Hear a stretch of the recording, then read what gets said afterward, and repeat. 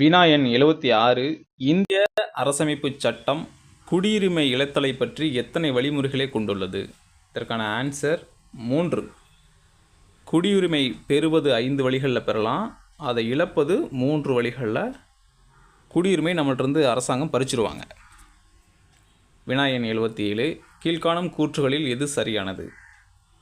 ஒருவர் தனது நாட்டுரிமையை மாற்ற முடியாது, இது சரிதான். இரண்டாவது, ஒருவர் தனது குடியுரிமையை மாற்ற முடியும், இதுவும் சரிதான். மூன்றாவது, ஒருவர் தன்னுடைய நாட்டுரிமையை மாற்ற முடியும் என்பது தவறு. நான்காவது, ஒருவர் தனது குடியுரிமையை மாற்ற முடியாது என்பது தவறு. நாட்டுரிமை, குடியுரிமை இது ரெண்டுக்குமான வேறுபாடு. நாட்டுரிமை என்பது இப்போ உதாரணமாக நம்மக்கிட்ட எந்த விதமான டாக்குமெண்ட்ஸ், சர்டிஃபிகேட், சான்றிதழ் எதுவுமே இல்லைன்னு வச்சுக்கோங்களேன். நம்ம ஒரு இந்திய குடிமகன் அப்படின்னு நம்மளை ப்ரூவ் பண்ணுறதுக்கு எந்த விதமான சான்றிதழ் இல்லாத பட்சத்திலும் நாம் இந்த நாட்டை சேர்ந்தவன், இந்த நாட்டு பிரஜை அப்படின்னு நம்மளால் கிளைம் பண்ண முடியும். அது எப்படி? இப்போது என்னுடைய பெற்றோர்கள், என்னுடைய மூதாதையர்கள் இந்த நிலத்தில் தான் வாழ்கிறோம், இந்த மொழி தான் பேசணும். இப்போ தமிழ்நாடு அப்படின்னா நான் தமிழ் மொழி தான் பேசுகிறேன், இந்த தமிழ் கலாச்சாரத்தில் நான் வாழ்ந்துட்டுருக்கிறேன், என்னுடைய பூர்வீகம் இங்கே தான் இருக்குது அப்படின்னா நான் இந்த நாட்டு பிரஜை. அதுதான் நாட்டுரிமை அப்படின்றது. குடியுரிமை அப்படின்றது அரசாங்கத்தால் வழங்கப்பட்ட ஒரு சான்றிதழ். உதாரணமாக ஒரு ஆதார் கார்டோ, ஒரு டிரைவிங் லைசன்ஸ் அல்லது ஒரு குடும்ப அட்டை, இந்த மாதிரி விஷயங்கள் தான் அரசாங்கத்தால் வழங்கப்படுவது குடியுரிமை மட்டும்தான். ஆனால் நாட்டுரிமை என்பது நம்மளுடைய பிறப்பினால், நம்மளுடைய வாழ்விடம் எல்லாமே இந்த பகுதியில் இருக்கிறனால அதை நம்மால் மாற்ற முடியாது. குடியுரிமை மாற்றலாம். இப்போ உதாரணமாக நாம் அமெரிக்கா போனோம் அப்படின்னா அங்கே வசிக்கும் பொழுது அந்த நாட்டு குடியுரிமை நமக்கு கொடுப்பாங்க. ஆனால் அமெரிக்காவில் நாட்டுரிமை கொடுப்பாங்களா? கொடுக்க மாட்டாங்க. ஏன்னா அந்த நாட்டு சேர்ந்த பூர்வீக குடியினருக்கு மட்டும்தான் நாட்டுரிமை கிடைக்கும். அதுதான். எனவே ஆப்ஷன் ஏ 1, 2 மட்டும் சரி. வினா எண் 78. கீழ் உள்ளவற்றில் யார் வெளிநாடு வாழ் இந்தியர் என்ற அங்கீகாரம் உடையவர்? 1. இந்திய கடவுச்சீட்டினை பெற்று வெளிநாட்டில் வசிப்பவர். பாஸ்போர்ட், வீசா வச்சுட்டு வெளிநாட்டில் இருக்கிறவங்க வெளிநாடு வாழ் இந்தியர், என்ஆர்ஐ அப்படின்னு சொல்கிறாங்க. அது சரிதான். ரெண்டாவது, இந்திய குடியுரிமை உடைய மூதாதையர்களை கொண்ட வெளிநாட்டில் குடியுரிமை பெற்று இருக்கும், வெளிநாட்டில் குடியுரிமை வாங்கிட்டார் அப்படின்னா இது என்ஆர்ஐக்குள்ளே வரமாட்டாங்க. என்ஆர்ஐ அப்படின்றது என்னென்னா, அவர் இந்திய குடிமகன் தான், இந்தியாவினுடைய குடியுரிமை வச்சுருக்காரு. ஆனால் வெளிநாட்டில் ஒரு தொழில் நிமித்தமாகவோ அல்லது ஏதாவது ஒரு பணிகள் நிமித்தமாக வெளிநாட்டில் இருக்கிறார். ஆனால் அவர் வெளிநாட்டில் குடியுரிமை வாங்கவில்லை என்றால் மட்டும்தான் அவர் என்ஆர்ஐ. எனவே ஏ 1 மட்டும்தான் சரி. வினா எண் 79. கீழ் உள்ளவர்களில் இந்தியாவில் வாக்களிக்கும் உரிமை இல்லாதவர் யார்? 18 வயதுக்கு கீழே உள்ள இந்திய குடிமக்கள் வாக்களிக்க முடியாது. ஓசிஐ அட்டை வைத்திருப்பவர்களும் வாக்களிக்க முடியாது. ஸோ இவங்களுக்கு வாக்குரிமை அப்படின்றது கிடையாது. இந்திய குடியுரிமை அல்லாதவர்களும் வாக்களிக்க முடியாது. அப்போது இதில் அனைவருமே வாக்களிக்க தகுதியற்றவர்கள் தான். 18 வயசு கீழே உள்ளவங்களும் வாக்களிக்க முடியாது, ஓசிஐ அட்டை வச்சிருந்தாலும் வாக்களிக்க முடியாது, இந்திய குடியுரிமை இல்லாதவங்க வாக்களிக்க முடியாது. வினா எண் 80. கீழ்காணும் கூற்றுகளில் எது சரியானது? 1. உலக மக்கள் அனைவருக்கும் உரிமைகளும் குடிமை பொறுப்புகளும் இயற்கையாகவே உள்ளன. எஸ். ரெண்டாவது, உலகில் வாழும் ஒவ்வொருவரும் உலகளாவிய சமுதாயத்தில் ஒரு அங்கம் என்பதே உலகளாவிய குடியுரிமை, யுனிவர்சல் சிட்டிசன். அப்போது இந்த இரண்டுமே சரிதான். இவங்க சொல்லக்கூடிய கூற்று இரண்டும் சரி. 81. வெளிநாடு வாழ் இந்தியர் தினமாக ஜனவரி 9ஆம் நாள் எந்த ஆண்டு முதல் கொண்டாடப்பட்டு வருகின்றது? 2003 முதல் என்ஆர்ஐ டே கொண்டாடப்பட்டு வருகின்றது. 2003 முதல். வினா எண் 82. அடிப்படை கடமைகள் அரசமைப்பு சட்டத்தின் எந்த பிரிவின் கீழ் அமைந்துள்ளது? அடிப்படை கடமைகள் அரசமைப்பு சட்டத்தில் எந்த பிரிவின் கீழ் அமைந்துள்ளது, எந்த பகுதியின் கீழ் அமைந்துள்ளதுன்னு கேட்குறாங்க. 4A 4Aன் கீழ் அடிப்படை கடமைகள் அமைந்துள்ளது. 83வது வினா. குடிமகன் என்னும் சொல் சிவிஸ் என்னும் டேஸ் வார்த்தையிலிருந்து பெறப்பட்டது. சிவிஸ் என்பது ஒரு லத்தீன் சொல். இந்த லத்தீன் சொல்ல இருந்து தான் சிவிஸ் என்ற வார்த்தை வந்திருக்கு. சிவிஸ் என்னும் வார்த்தைக்கு தமிழ் பெயர் சிட்டிசன். சிட்டிசன் என்பதே தமிழ் பெயர் கிடையாது, இது ஒரு ஆங்கில சொல் தான், சிட்டிசன்.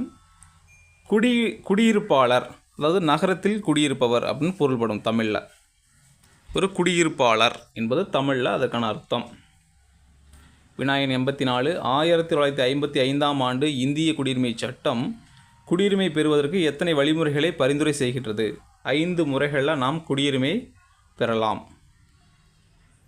வினாயன் 85 டேஸ்க்கு பிறகு பிறகும் குழந்தையின் பெற்றோரில் ஒருவர் இந்தியராக இருக்க வேண்டும், மற்றொருவர் சட்டவிரோதமாக இந்தியாவிற்குள் இடம்பெயர்ந்தவராக இருக்கக்கூடாது என்று சொல்லக்கூடியது எந்த ஆண்டிலிருந்துன்னு கேட்குறாங்க.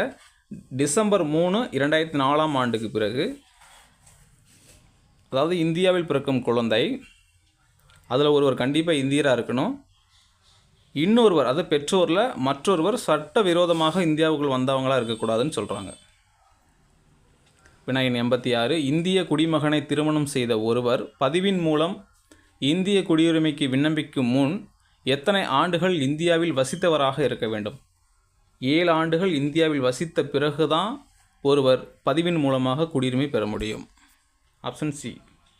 வினாயன் 87 வெளிநாட்டு குடியுரிமையை ஒருவர் துறக்கும் பட்சத்தில் அவருக்கு கீழ்காணும் எந்த விதியின்படி இந்திய குடியுரிமை வழங்கப்படும்? வெளிநாட்டு குடியுரிமை துறக்கிறாரு அப்படின்ற பட்சத்தில் இயல்பு குடியுரிமை அவருக்கு கிடைக்கும். இயல்பு குடியுரிமை கிடைக்கும். இப்போ உதாரணமாக நான் ஒரு இந்தியர், இப்போ நான் அமெரிக்கா போயிட்டு அப்படின்னு வச்சுங்களேன், அப்படி போகும் பொழுது அங்கே குடியுரிமை கொடுக்குறாங்க. அந்த குடியுரிமையை நான் துறக்கும் பொழுது, அதை கைவிடும் பொழுது நான் ஆட்டோமேட்டிக்காக இயல்பான குடியுரிமை மூலமாக இந்திய சிட்டிசனாக மாறிடுறேன் இல்லைங்களா? அப்போ இயல்பு குடியுரிமை பெறுவது. வினாயன் 88 கீழ்காணும் எவற்றின் அடிப்படையில் ஒரு குறிப்பிட்ட நாட்டினர் இயல்பாக பெறுவது நாட்டுரிமை ஆகாது? கீழ்காணும் எவற்றின் அடிப்படையில் ஒரு குறிப்பிட்ட நாட்டினர் இயல்பாக பெறுவது நாட்டுரிமையின் கீழ் வராது அப்படின்னா, தங்கி இருப்பது என்பது நாட்டுரிமையின் கீழ் வராது. இப்போ இனம் அப்படின்றது இந்த நாட்டுரிமையின் கீழ் வரும், பூர்வீகம் என்பது நாட்டுரிமையின் கீழ் வரும், பிறப்பு என்பது நாட்டுரிமையின் கீழ் வரும். ஆனால் தங்கி இருப்பது அப்படின்றது நாட்டுரிமையின் கீழ் வராது. Option D. வினாயன் 89 குடியுரிமை பற்றி சொல்லும் அரசியலமைப்பு சட்ட விதி எது? குடியுரிமை பற்றி சொல்லும் அரசியலமைப்பு சட்ட விதி விதி 5 முதல் 11 வரை. விதி 5 முதல் 11 வரை குடியுரிமை பற்றி கூறுகின்றது. வினாயன் 90 இந்தியாவை பூர்வீகமாக கொண்ட எந்த வெளிநாட்டு குடிமகன்களுக்கு கால வரையறையின்றி இந்தியாவில் வசிப்பதற்கும் பணி செய்வதற்கும் OCI அட்டை வழங்கப்படுவதில்லை? இதில் பாகிஸ்தான், வங்கதேசம், பாகிஸ்தான் மற்றும் வங்கதேசம், அதாவது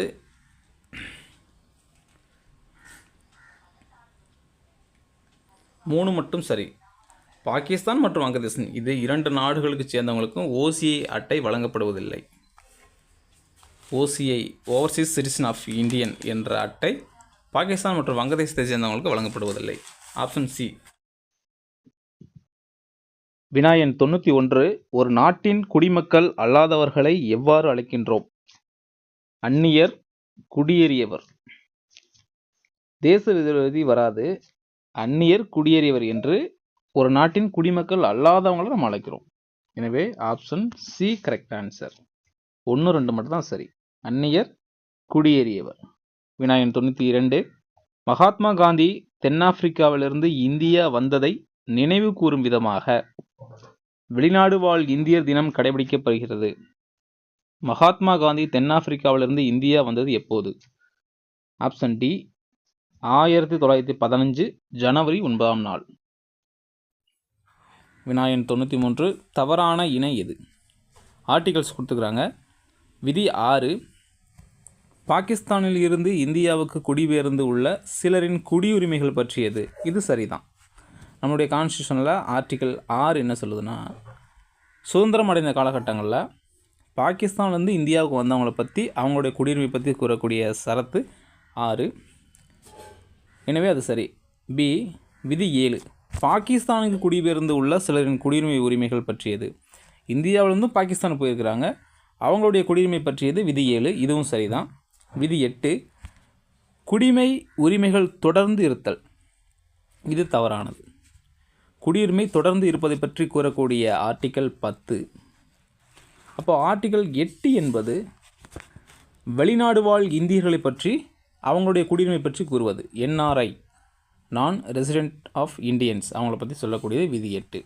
விதி 9 வெளிநாட்டு விருப்ப குடியுரிமை கொண்டவர்கள் இந்திய குடியுரிமை பெறுவதில்லை. இப்போ வெளிநாட்டில் போய் நான் ஒரு சிட்டிசன்ஷிப் ஆகிட்டேன் அப்படின்னா இயல்பாகவே என்னுடைய இந்திய குடியுரிமை இழந்துவிடும். இப்போ டி சரி, பி சரி, ஏ சரி, சி தான் தவறானது. வினா எண் 94. முதன்முறையாக இந்திய சட்டத்தின்படி குடியுரிமை பெறுவதற்கு தேவையான ஒரு காரணியாக சமயம் ரிலீஜியன் வெளிப்படையாக குறிப்பிடப்பட்ட குடியுரிமை திருத்த சட்டம் எது? லேட்டஸ்ட்டாக வந்த 2019ஆம் ஆண்டு குடியுரிமை திருத்த சட்டம் கொண்டு வந்தாங்க. அதுதான் குடியுரிமை பெறுவதற்கு சமயம் ஒரு காரணியாக ஃபிக்ஸ் பண்ணாங்க. வினா எண் 95. கீழ்காணும் கூற்றுகளில் எது தவறானது? 1. ஒருவர் வெளிநாட்டில் குடியுரிமை பெறும் பட்சத்தில் அவரின் இந்திய குடியுரிமை அவரால் கைவிடப்படுகிறது. சரிதான். வெளிநாட்டுக்கு சென்று அந்த நாட்டின் குடியுரிமை பெறும் பொழுது இயல்பாகவே இந்திய குடியுரிமை பறிக்கப்படும். 2. ஒரு இந்திய குடிமகன் தாமாக முன்வந்து வெளிநாட்டின் குடியுரிமையை பெறும் பட்சத்தில் அவரது இந்திய குடியுரிமை தானாகவே முடக்கப்படுகின்றது. சரிதான். அப்போ இரண்டும் சரிதான். அதாவது ஒன்று ஒருவர் வெளிநாட்டில் குடியுரிமை பெறும் பட்சத்தில் அவரின் இந்திய குடியுரிமை அவரால் கைவிடப்படுகிறது. இரண்டும் சரிதான். வினா எண் 96. பொறுத்துக. ஆர்டிகல்ஸ். விதி 8. விதி 8 என்பது இந்தியாவிற்கு வெளியே குடியிருப்பவரின் குடியுரிமை பற்றியது. விதி 8. விதி 9. வெளிநாட்டு குடியுரிமை பெற்ற இந்திய குடிமகன் ஆக முடியாது. விதி 9 என்ன சொல்லுது? வெளிநாட்டு குடியுரிமை பெற்ற ஒருவர் இந்திய குடிமகன் ஆக முடியாது என்று சொல்வது விதி 9. விதி 10. குடியுரிமைகள் தொடர்ந்து இருத்தல். விதி 11. நாடாளுமன்றம் குடியுரிமை சம்பந்தமான சட்டங்களை இயற்றக்கூடிய அதிகாரம் கொண்டது நாடாளுமன்றம் தான். எனவே நமக்கு ஆன்சர்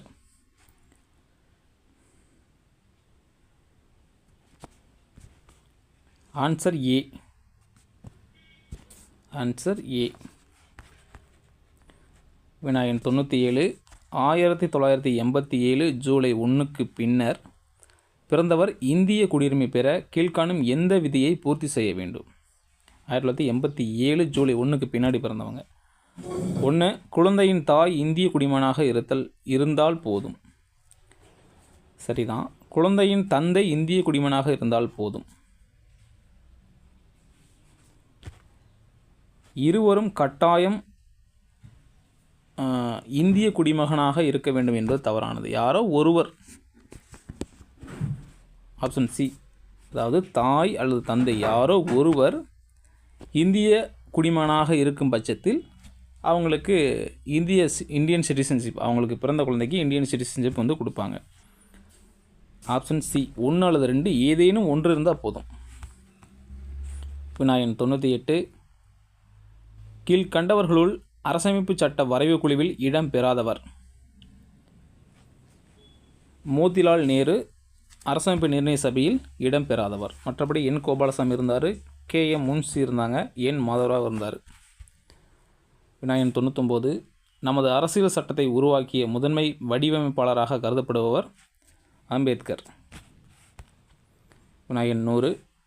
அரசமைப்பு சட்டம் 16/9/2016 வரை எத்தனை முறை திருத்தப்பட்டுள்ளது? 16/9/2016 வரை 101 முறை நம்மளுடைய அரசியலமைப்பு திருத்த சட்டம் திருத்தப்பட்டுள்ளது. அரசமைப்பு சட்டம் 16/9/2016 வரை 101 முறை திருத்தப்பட்டுள்ளது. கடைசியாக 101வது வந்து GST, அதாவது 16/9/2016. இப்போ வந்து அதிகமாக போயிடுச்சு. இந்த டேட்டுக்குள்ளே 101, அந்த 101வது GST. வினா எண் 101. இந்திய அரசமைப்பு சட்டத்தின் உண்மை பிரதிகள் நாடாளுமன்ற நூலகத்தில் எந்த வாயு நிரப்பப்பட்ட பேழையில் வைத்து பாதுகாக்கப்பட்டு வருகின்றது? ஹீலியம் வாயு நிரப்பப்பட்ட பேழையில் நம்மளுடைய அரசமைப்பின் உண்மை பிரதிகள் வைத்து பாதுகாக்கப்பட்டு வருகின்றது. வினா எண் 102. அரசியலமைப்பு நிர்ணய சபையின் தற்காலிக தலைவர்? Option D. Sachchidananda Sinha. Option D. Sachchidananda Sinha. வினா எண் 91. ஒரு நாட்டின் குடிமக்கள் அல்லாதவர்களை எவ்வாறு அழைக்கின்றோம்? அந்நியர், குடியேறியவர். தேச விரோதி வராது. அந்நியர், குடியேறியவர் என்று ஒரு நாட்டின் குடிமக்கள் அல்லாதவங்களை நம்ம அழைக்கிறோம். எனவே ஆப்ஷன் சி கரெக்ட் ஆன்சர். 1, 2 மட்டும் தான் சரி. அந்நியர், குடியேறியவர். வினா எண் 92. மகாத்மா காந்தி தென்னாப்பிரிக்காவிலிருந்து இந்தியா வந்ததை நினைவு கூறும் விதமாக வெளிநாடு வாழ் இந்தியர் தினம் கடைபிடிக்கப்படுகிறது. மகாத்மா காந்தி தென்னாப்பிரிக்காவிலிருந்து இந்தியா வந்தது எப்போது? ஆப்ஷன் டி 1915 ஜனவரி 9ஆம் நாள். வினா எண் 93. தவறான இணை எது? ஆர்டிகல்ஸ் கொடுத்துக்கிறாங்க. விதி 6. பாகிஸ்தானில் இருந்து இந்தியாவுக்கு குடிபெயர்ந்து உள்ள சிலரின் குடியுரிமைகள் பற்றியது. இது சரிதான். நம்மளுடைய கான்ஸ்டியூஷனில் ஆர்டிகல் 6 என்ன சொல்லுதுன்னா, சுதந்திரம் அடைந்த காலகட்டங்களில் பாகிஸ்தான்லேருந்து இந்தியாவுக்கு வந்தவங்களை பற்றி அவங்களுடைய குடியுரிமை பற்றி கூறக்கூடிய சரத்து 6. எனவே அது சரி. பி விதி 7. பாகிஸ்தானுக்கு குடிபெயர்ந்து உள்ள சிலரின் குடியுரிமை உரிமைகள் பற்றியது. இந்தியாவிலிருந்து பாகிஸ்தான் போயிருக்கிறாங்க, அவங்களுடைய குடியுரிமை பற்றியது விதி 7. இதுவும் சரிதான். விதி 8. குடிமை உரிமைகள் தொடர்ந்து இருத்தல். இது தவறானது. குடியுரிமை தொடர்ந்து இருப்பதை பற்றி கூறக்கூடிய ஆர்டிக்கல் 10. அப்போ ஆர்டிக்கல் 8 என்பது வெளிநாடு வாழ் இந்தியர்களை பற்றி அவங்களுடைய குடியுரிமை பற்றி கூறுவது. NRI, நான் ரெசிடென்ட் ஆஃப் இண்டியன்ஸ், அவங்கள பற்றி சொல்லக்கூடியது விதி 8. விதி 9. வெளிநாட்டு விருப்ப குடியுரிமை கொண்டவர்கள் இந்திய குடியுரிமை பெறுவதில்லை. இப்போ வெளிநாட்டில் போய் நான் ஒரு சிட்டிசன்ஷிப் ஆகிட்டேன் அப்படின்னா இயல்பாகவே என்னுடைய இந்திய குடியுரிமை இழந்துவிடும். இப்போ டி சரி, பி சரி, ஏ சரி, சி தான் தவறானது. வினா எண் 94. முதன்முறையாக இந்திய சட்டத்தின்படி குடியுரிமை பெறுவதற்கு தேவையான ஒரு காரணியாக சமயம், ரிலீஜியன் வெளிப்படையாக குறிப்பிடப்பட்ட குடியுரிமை திருத்த சட்டம் எது? லேட்டஸ்ட்டாக வந்த 2019ஆம் ஆண்டு குடியுரிமை திருத்த சட்டம் கொண்டு வந்தாங்க. அதுதான் குடியுரிமை பெறுவதற்கு சமயம் ஒரு காரணியாக ஃபிக்ஸ் பண்ணாங்க. வினா எண் 95. கீழ்காணும் கூற்றுகளில் எது தவறானது? 1. ஒருவர் வெளிநாட்டில் குடியுரிமை பெறும் பட்சத்தில் அவரின் இந்திய குடியுரிமை அவரால் கைவிடப்படுகிறது. சரிதான். வெளிநாட்டுக்கு சென்று அந்த நாட்டின் குடியுரிமை பெறும் பொழுது இயல்பாகவே இந்திய குடியுரிமை பறிக்கப்படும். 2. ஒரு இந்திய குடிமகன் தாமாக முன்வந்து வெளிநாட்டின் குடியுரிமையை பெறும் பட்சத்தில் அவரது இந்திய குடியுரிமை தானாகவே முடக்கப்படுகின்றது. சரிதான். அப்போ இரண்டும் சரிதான். அதாவது 1 ஒருவர் வெளிநாட்டில் குடியுரிமை பெறும் பட்சத்தில் அவரின் இந்திய குடியுரிமை அவரால் கைவிடப்படுகிறது. இரண்டும் சரிதான். வினா எண் 96. பொறுத்துக. ஆர்டிகல்ஸ். விதி 8. விதி 8 என்பது இந்தியாவிற்கு வெளியே குடியிருப்பவரின் குடியுரிமை பற்றியது. விதி 8. விதி 9.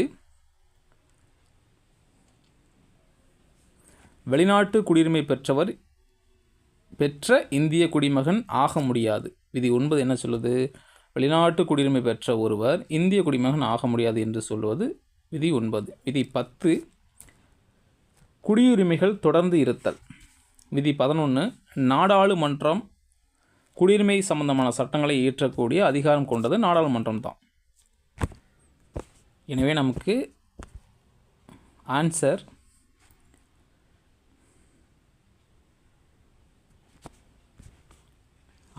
ஏ. Answer A. வினா எண் 97. 1987 ஜூலை 1க்கு பின்னர் பிறந்தவர் இந்திய குடியுரிமை பெற கீழ்காணும் எந்த விதியை பூர்த்தி செய்ய வேண்டும்? 1987 ஜூலை 1க்கு பின்னாடி பிறந்தவங்க. 1. குழந்தையின் தாய் இந்திய குடிமகனாக இருந்தால் போதும். சரிதான். குழந்தையின் தந்தை இந்திய குடிமகனாக இருந்தால் போதும். இருவரும் கட்டாயம் இந்திய குடிமகனாக இருக்க வேண்டும் என்பது தவறானது. யாரோ ஒருவர். Option C. அதாவது தாய் அல்லது தந்தை யாரோ ஒருவர் இந்திய குடிமகனாக இருக்கும் பட்சத்தில் அவங்களுக்கு இந்தியன் சிட்டிசன்ஷிப், அவங்களுக்கு பிறந்த குழந்தைக்கு இந்தியன் சிட்டிசன்ஷிப் வந்து கொடுப்பாங்க. ஆப்ஷன் சி 1 அல்லது 2 ஏதேனும் ஒன்று இருந்தால் போதும். வினாயன் 98 கீழ்கண்டவர்களுள் அரசமைப்பு சட்ட வரைவு குழுவில் இடம் பெறாதவர். மோதிலால் நேரு அரசமைப்பு நிர்ணய சபையில் இடம் பெறாதவர். மற்றபடி என் கோபாலசாமி இருந்தார், KM முன்சி இருந்தாங்க, என் மாதவராவ் இருந்தார். வினாயன் 99 நமது அரசியல் சட்டத்தை உருவாக்கிய முதன்மை வடிவமைப்பாளராக கருதப்படுபவர் அம்பேத்கர். வினாயன் 100 அரசமைப்பு சட்டம் 16/9/2016 வரை எத்தனை முறை திருத்தப்பட்டுள்ளது? 16/9/2016 வரை 101 முறை நம்மளுடைய அரசியலமைப்பு திருத்த சட்டம் திருத்தப்பட்டுள்ளது. அரசமைப்பு சட்டம் 16/9/2016 வரை 101 முறை திருத்தப்பட்டுள்ளது. கடைசியாக 101வது வந்து GST, அதாவது 16/9/2016. இப்போ வந்து அதிகமாக போயிடுச்சு. இந்த டேட்டுக்குள்ளே 101, அந்த 101வது GST. வினாயன் 101 இந்திய அரசமைப்பு சட்டத்தின் உண்மை பிரதிகள் நாடாளுமன்ற நூலகத்தில் எந்த வாயு நிரப்பப்பட்ட பேழையில் வைத்து பாதுகாக்கப்பட்டு வருகின்றது? ஹீலியம் வாயு நிரப்பப்பட்ட பேழையில் நம்மளுடைய அரசமைப்பின் உண்மை பிரதிகள் வைத்து பாதுகாக்கப்பட்டு வருகின்றது. வினாயன் 102 அரசியலமைப்பு நிர்ணய சபையின் தற்காலிக தலைவர். Option D Sachchidananda Sinha. Option D Sachchidananda Sinha. வினாயன் 103 அரசமைப்பு சட்டம் தற்போது வரை எத்தனை முறை திருத்தப்பட்டுள்ளது? தற்போது அப்படின்னு சொல்லும்போது நமக்கு இந்த நம்பர்ஸை விட 105 விட அதிகமாயிருச்சு. அப்போ இந்த கொஸ்டினை நம்ம வேறு மாதிரி அணுகலாம்.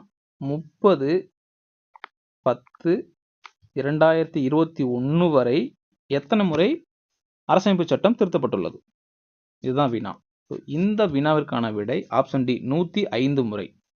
30/10/2021 வரைக்கும் 105 முறை நம்முடைய அரசமைப்பு சட்டம் திருத்தப்பட்டுள்ளது. வினாயன் 104 தவறான கூற்றை ஆராய்க. 2014ஆம் ஆண்டு அமைதிக்கான நோபல் பரிசு பெற்றவர்கள் கைலாஷ் சத்யார்த்தி மற்றும் மலாலா யூசுப்சாய். சரியானது தான். பி இந்திய அரசமைப்பு சட்டமானது மாநில மற்றும் ஒன்றிய அரசுகள் சட்டமன்ற ஆட்சி முறையை பின்பற்றி ஆட்சி செய்ய வழிவகை செய்துள்ளது. இதுவும் சரிதான். சி அரசுகள் சட்டமேற்றும் போதும் ஆட்சி செய்யும் போதும் கவனத்தில் கொள்ள வேண்டிய சில வழிகாட்டல்களை அரசமைப்பு சட்டம் வழங்கியுள்ளது. இவை வழிகாட்டு நெறிமுறைகள் எனப்படும். சரிதான், சி சரிதான். டி வழிகாட்டு நெறிமுறைகள் கட்டாயமாக நடைமுறைப்படுத்தப்பட வேண்டியவை. இது தவறானது. கட்டாயமாக நடைமுறைப்படுத்தப்படக்கூடியது கிடையாது. இது வந்து ஒன் ஆஃப் த அட்வைஸ் மாதிரி, அட்வைஸ் ஆர் கைடன்ஸ் மாதிரி. வழிகாட்டு நெறிமுறைகள் இதை வந்து கவனத்தில் கொள்ளக்கூடியவை, கட்டாயம் கிடையாது. எனவே இதற்கான விடை டி. 105வது வினா பொறுத்துக. இந்திய அரசமைப்பு தினம் நவம்பர் 26. அனைவருக்கும் கல்வி உரிமை ஏப்ரல் 1, 2010ஆம் ஆண்டு நடைமுறைக்கு வந்தது. சட்டம் கொண்டு வந்தது அனைவருக்கும் இலவச கல்வி சட்டம், ரைட் டு எஜுகேஷன் ஆக்ட் 2009. ஆனால் செயல்பாட்டுக்கு வந்தது ஏப்ரல் 1, 2010. குடியரசு தினம் ஜனவரி 26, சுதந்திர தினம் ஆகஸ்ட் 15. இப்போ இதற்கான ஆன்சர் டி. இதற்கான ஆன்சர் டி. 106 அரசியலமைப்பின் பாதுகாவலன் உச்சநீதிமன்றம். அரசியலமைப்பின் பாதுகாவலன் உச்சநீதிமன்றம். 107வது வினா உச்சநீதிமன்றம் மற்றும் உயர்நீதிமன்றம் இரண்டும் எத்தனை வகை பேராணைகளை வெளியிட அதிகாரம் பெற்றுள்ளன? 5 வகை. 5 வகை பேராணைகளை வெளியிட அதிகாரம் பெற்றுள்ளன. 108 இந்திய அரசியலமைப்பின் இதயம் மற்றும் ஆன்மா என்று கூறப்படும் சரத்து 32. ஆர்டிகல் 32 தான் இந்திய அரசியலமைப்பின் இதயம் மற்றும் ஆன்மா என கூறப்படுகின்றது. கூறியவர் டாக்டர் BR அம்பேத்கர். வினாயன் 109 86வது அரசியலமைப்பு திருத்த சட்டம் எந்த ஆண்டு மேற்கொள்ளப்பட்டது? 86வது அரசியலமைப்பு திருத்த சட்டம் 2002ஆம் ஆண்டு திருத்தப்பட்டது. Option C. வினாயன் 110 இந்திய அரசியலமைப்பின் புதுமையான சிறப்பம்சம் எது? அரசு நெறிமுறை கோட்பாடுகள். Option C. Doctor BR Ambedkar அவர்கள் தான் சொல்லியிருப்பாங்க. அரசு நெறிமுறை கோட்பாடுகள் தான் இந்திய அரசியலமைப்பின் புதுமையான சிறப்பம்சம் அப்படின்னு சொல்லியிருப்பாங்க. வினா எண் 111.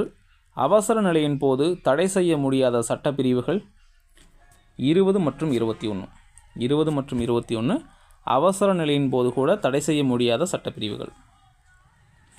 வினா எண் 112. இந்திய அரசியலமைப்பின் பிரிவு 45 திருத்தப்பட்டு எந்த பிரிவின் கீழ் தொடக்க கல்வி அடிப்படை உரிமையாக சேர்க்கப்பட்டது?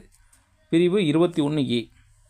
6 முதல் 14 வயது வரை உள்ளோருக்கு கல்வி என்பது கட்டாயமாக அரசாங்கம் கொடுக்க வேண்டும் அப்படின்னு சொல்லக்கூடிய சட்டப்பிரிவு 21A. வினா எண் 113. அவசர நிலை அறிவிக்கப்படும் பொழுது உத்தரவாதம் அளிக்கப்பட்ட சுதந்திரம் தாமாகவே நிறுத்தப்படும் சட்டப்பிரிவு எது? 19. அவசர நிலை அறிவிக்கப்படும் பொழுது இந்த 19 கீழ் உத்தரவாதம் அளிக்கப்பட்ட சுதந்திரம் தாமாகவே நிறுத்தப்படும். இதற்கான விடை ஆப்ஷன் டி 19. வினா எண் 114. அரசு நெறிமுறையுறுத்தும் கோட்பாடுகள் எந்த நாட்டிலிருந்து பெறப்பட்டது? Directive principle of state policy. தமிழில் அரசு நெறிமுறையுறுத்தும் கோட்பாடுகள் அயர்லாந்து அரசியலமைப்பிலிருந்து பெறப்பட்டது. Option A. வினா எண் 115. அடிப்படை கடமைகள் பற்றி ஆய்வு மேற்கொண்ட குழு? ஆப்ஷன் ஏ சுரன்சிங் குழு. ஆப்ஷன் ஏ சுரன்சிங் குழு அரசியலமைப்பு கடமைகள் பற்றி ஆய்வு மேற்கொண்டது. வினா எண் 116. இந்திய அரசியலமைப்பில் அடிப்படை கடமைகள் எந்த நாட்டிலிருந்து பெறப்பட்டவை? ஆப்ஷன் பி முன்னாள் சோவியத் யூனியன். முன்னாள் சோவியத் யூனியன், அதாவது இப்போ இல்லை, முன்னாடி USSR என்று சொல்லுவாங்க. இதில் மொத்தம் ரஷ்யா உட்பட பல்வேறு நாடுகள் இருந்துச்சு. இப்போது எல்லாம் பிரிஞ்சு போயிட்டாங்க. அதனால தான் முன்னாள் சோவியத் யூனியன் சொல்கிறாங்க. வினா எண் 117. 1976ஆம் ஆண்டு மேற்கொள்ளப்பட்ட 42வது அரசியலமைப்பு சட்ட திருத்தம் அரசியலமைப்பின் எந்த பகுதியை சேர்த்தது? 4A. இதுதான் அடிப்படை கடமைகள் கூறக்கூடிய பகுதி. இந்த 4A சேர்த்தது 42வது சட்ட திருத்தம் 1976ஆம் ஆண்டு. வினா எண் 118. குடிமக்களின் அடிப்படை கடமைகள் பற்றி கூறும் சரத்து? அடிப்படை உரிமைகள் அடிப்படை கடமைகள் பற்றி கூறக்கூடிய சரத்து 51A. 51A. Option C. வினா எண் 119. 6 முதல் 14 வயது வரையுள்ள குழந்தைகள் அனைவருக்கும் கல்வி பெறும் வாய்ப்புகளை வழங்கும் அடிப்படை கடமை 11வது அடிப்படை கடமை. இதுதான் 86வது சட்ட திருத்தம் 2002 இந்த சட்ட திருத்தம் மூலமாக சேர்க்கப்பட்ட 11வது கடமை. வினா எண் 120. மத்திய மாநில அரசுகளின் உறவுகள் குறித்து முழுவதும் ஆராய தமிழக அரசு நியமித்த குழு எது? தமிழக அரசால் நியமித்த குழு PV ராஜமன்னார் குழு. 1969ஆம் ஆண்டு PV ராஜமன்னார் குழு. வினா எண் 121.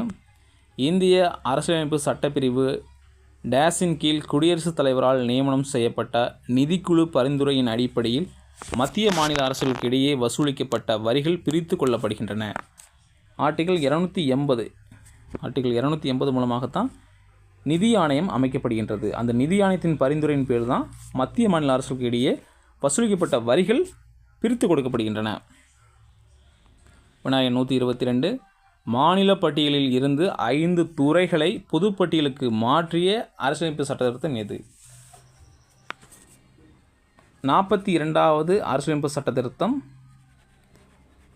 1976ஆம் ஆண்டு மேற்கொள்ளப்பட்ட திருத்தத்தின் அடிப்படையில் மாநில பட்டியலிருந்து 5 துறைகள் பொதுப்பட்டியலுக்கு மாற்றப்பட்டன.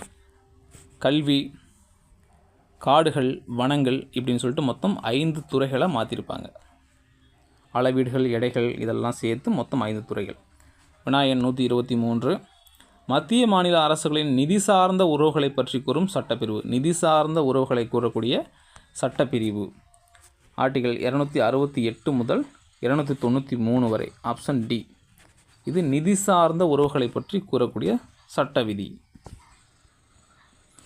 சர்க்காரியா குழு அமைக்கப்பட்ட ஆண்டு 1983ஆம் ஆண்டு மத்திய அரசால் சர்க்காரியா குழுவானது அமைக்கப்பட்டது. வினா எண் 125. மத்திய அரசு சர்க்காரியா குழுவின் பரிந்துரைகளில் எத்தனை பரிந்துரைகளை செயல்படுத்தியது? 180 பரிந்துரைகளை செயல்படுத்தியது. மத்திய அரசு சர்க்காரியா குழுவின் பரிந்துரைகளில் 180 பரிந்துரைகளை செயல்படுத்தியது. Option D. 126வது வினா. அலுவலக மொழிகள் திருத்த சட்டம் இயற்றப்பட்ட ஆண்டு 1964. அஃபிஷியல் லாங்குவேஜ் ஆக்ட் அலுவலக மொழிகள் திருத்த சட்டம் 1964 இயற்றப்பட்டது. Option B. வினாயன் 127 அலுவலக மொழிகள் பற்றி விளக்கம் சட்டப்பிரிவு. ஆப்ஷன் பி 343 முதல் 351 வரை உள்ள சட்ட விதிகள் அலுவலக மொழிகள் பற்றி விளக்குகின்றன. வினாயன் 128 அலுவலக மொழிகள் எத்தனை தலைப்புகளாக பிரிக்கப்பட்டுள்ளது? 4 தலைப்புகளாக பிரிக்கப்பட்டுள்ளது. அதாவது language of union 1, regional language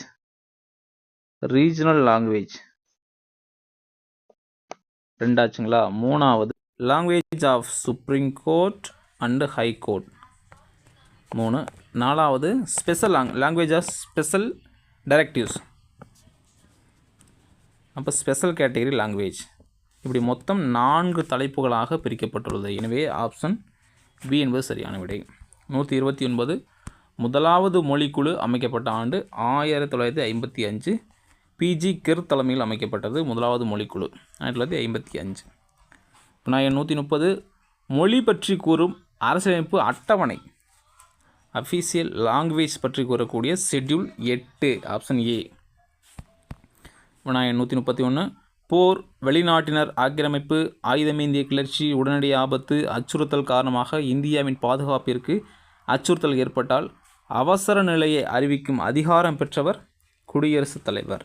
இவர் தான் எமர்ஜென்சியை டிக்ளேர் பண்ண முடியும், குடியரசுத் தலைவர். வினாயன் 132 அவசரகால ஏற்பாடுகள் எத்தனை பிரிவுகளாக பிரிக்கப்பட்டுள்ளன? 3 பிரிவுகளாக. அதாவது தேசிய நெருக்கடி, மாநில நெருக்கடி, நிதி சார்ந்த நெருக்கடி என்று 3 வகையாக அவசரகால ஏற்பாடுகள் பிரிக்கப்படுகின்றன.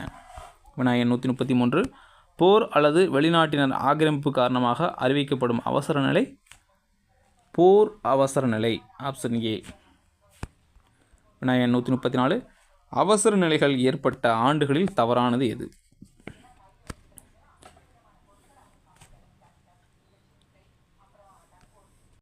ஆயிரத்தி 1962 எமர்ஜென்சி வந்துச்சு, இந்திய சீன போர். அப்போ 1971 காலகட்டங்களில் அவசர நிலை நேஷனல் எமர்ஜென்சி வந்துச்சு, இந்தியா பாகிஸ்தான் போர். 1975 உள்நாட்டு கிளர்ச்சி மூலமாக நேஷனல் எமர்ஜென்சி வந்துச்சு. ஆப்ஷன் டி 1972 என்பது கிடையாது. இந்த ஆண்டு தேசிய நெருக்கடி நிலை வரவில்லை. எனவே ஆப்ஷன் டி ஆன்சர். வினாயன் 135 மாநில அவசர நிலையை குடியரசுத் தலைவர் எந்த சட்டப்பிரிவின் கீழ் அறிவிக்கிறார்?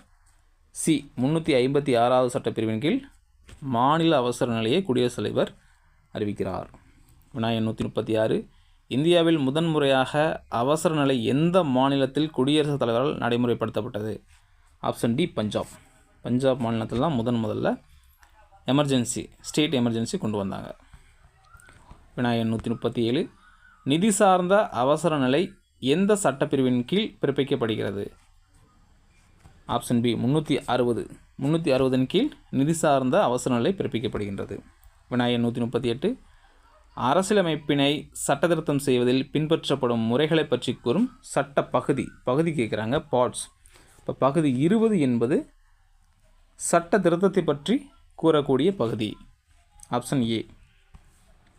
வினாயன் 139 அரசியலமைப்பு சட்ட செயல்பாட்டிற்கான தேசிய சீராய்வு ஆணையம் அமைக்கப்பட்ட ஆண்டு 2000. எம்என் வெங்கடாச்சலையா தலைமையில் அமைக்கப்பட்டது தேசிய சீராய்வு ஆணையம் 2000ஆம் ஆண்டு, ஆப்ஷன் பி.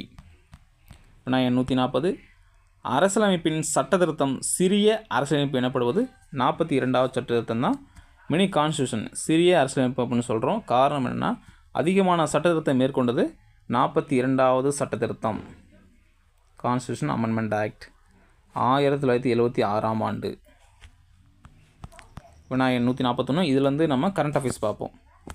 சுற்றுச்சூழல் பாதுகாப்புக்காக உலகளாவிய நிலைத்தன்மை விருதுகள் 2024 தங்க விருது எந்த மெட்ரோவிற்கு வழங்கப்பட்டது? சென்னை மெட்ரோவிற்கு தான் இந்த விருது வழங்கப்பட்டது. சுற்றுச்சூழல் பாதுகாப்புக்காக இந்த விருது கொடுத்துருக்குறாங்க. வினாயன் 142 இந்தியாவில் அதிக பெண் கவுன்சிலர்கள் உள்ள மாநிலம் தமிழ்நாடு. இந்தியாவில் அதிக பெண் கவுன்சிலர்கள் உள்ள மாநிலம் தமிழ்நாடு. வினாயன் 143 தமிழகத்தில் மாணவ மாணவிகளிடம் தலைமை பண்பை ஊக்குவிக்கும் வகையில் எந்த திட்டம் தொடங்கப்படுகிறது? மகிழ்முற்றம் என்ற திட்டத்தின் மூலமாக தமிழகத்தில் மாணவ மாணவிகளிடம் தலைமை பண்பை ஊக்குவிக்கும் வகையில் இந்த மகிழ்முற்றம் திட்டம் தொடங்கப்படுகிறது. வினாயன் 144.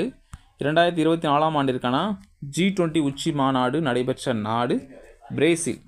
பிரேசிலில் தான் 2024 ஆண்டுக்கான G20 உச்சி மாநாடு ரியோ டி ஜெனீரோவில் நடந்து முடிந்துவிட்டது. வினாயன் 145.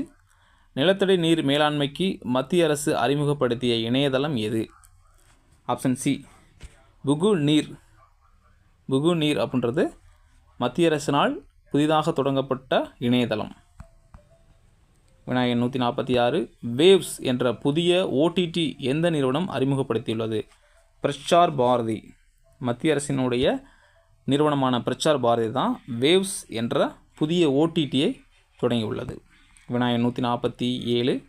GSAT N2 என்ற இந்தியாவின் செயற்கைக்கோளை விண்ணில் செலுத்திய நிறுவனம் எது? ஸ்பேஸ் எக்ஸ் மூலமாக GSAT N2 என்ற இந்தியாவின் செயற்கைக்கோள் விண்ணில் செலுத்தியது. வினாயன் 148. எந்த மாநிலத்தின் கடலோர கிராமங்களுக்கு யுனெஸ்கோவின் சுனாமி தயார்நிலை அங்கீகாரம் வழங்கப்பட்டுள்ளது? ஒடிசாவினுடைய கடலோர கிராமங்களுக்கு யுனெஸ்கோவின் சுனாமி தயார்நிலை அங்கீகாரம் வழங்கப்பட்டுள்ளது. வினாயன் 149. தற்போது நைஜீரிய நாட்டில் மிக உயரிய விருதான grand commander of the order of the Niger என்ற விருது யாருக்கு வழங்கப்பட்டது? பிரதமர் மோடி. வினாயன் 150. இந்தியாவின் 27வது தலைமை கணக்கு தணிக்கையாளராக கம்ப்ட்ரோலர் அண்ட் ஆடிட்டர் ஜெனரலாக நியமனம் செய்யப்பட்டவர்? ஆப்ஷன் ஏ சஞ்சய் மூர்த்தி. இதோட 150 வினாக்கள் நிறைவு பெறுகின்றது.